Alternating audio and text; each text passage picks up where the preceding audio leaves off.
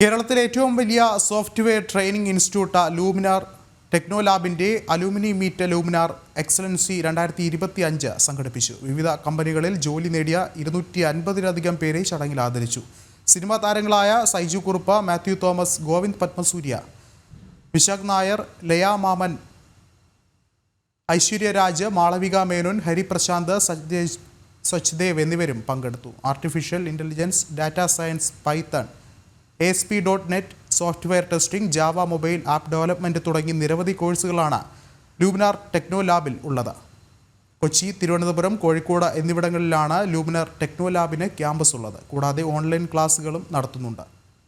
വരും മാസങ്ങളിൽ കോട്ടയം, തൃശൂർ, പാലക്കാട് എന്നിവിടങ്ങളിൽ ഉടൻ ക്യാമ്പസ് തുടങ്ങുമെന്ന് CEO മാനേജിംഗ് ഡയറക്ടറുമായ രാഹുൽ M. കുമാർ അറിയിച്ചു.